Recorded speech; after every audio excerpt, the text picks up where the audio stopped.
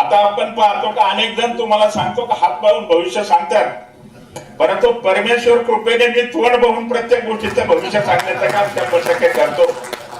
त्याचं कारण तुम्हाला सांगतो का मी सहज काही कुठल्या प्रकारचा ठराव मांडित नाही. मला माहिती होतं, मला ह्या गोष्टीची कल्पना होती, मला माहिती होतं का देवेंद्र फडणवीस साहेब राम शिंदे साहेबाला विधान परिषदेवर 100% संधी देण्याचं काम होणार आहे. आणि मग म्हणलं आपण तरी कशाला संधी सोडायची.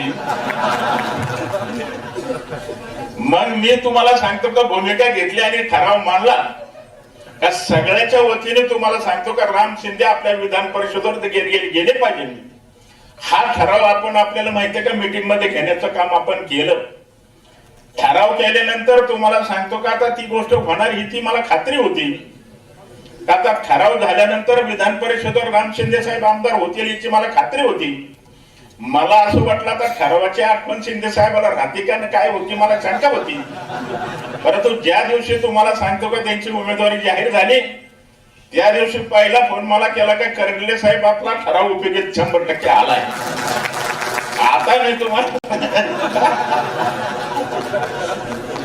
कदम साहेब मी चुकीचं कधी बोलत नाही. आणि आताही सुद्धा तुम्हाला सांगतो का मी ठराव करतोय, पण आता हे 2-3 गडी हजर आहेत. आता आपण पाहिलं महाआघाडीमध्ये 3 मंत्री होते. तिकडे बाळासाहेब थोरात होता, प्राजक्त तनपुरे होते, शंकररावजी गडाख होते. आता आपले फक्त आपल्याला माहिती आहे का मंत्री होण्यापर्यंत आता 3हीच लोक येतात. तर 3हींचा ठराव करतो ती जर झालं नाही तर मग मला बोला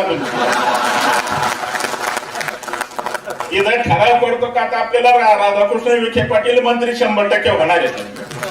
आणि शिंदे साहेबांनी तर तुम्हाला सांगतो का सरकारच आणण्याचं काम केलंय. त्याचं कारण असं आहे का पायगुक कोणाचा कसा असतो काही सांगता येणार नाही. शिंदे साहेब पडले तर राज्याचं सरकार गेलं आणि निवडून आल्यानंतर तुम्हाला सांगतो का राज्याचं सरकार आलं. त्यामुळे आता फडणवीस साहेबाला चंद्रकांत दादाला 100% त्याचा विचार करावा लागेल. ते उद्याचे मंत्री होतील आणि मोनिकाताई महिला म्हणून त्याला संधी देण्याचं काम 100% होण्याचं काम होणार.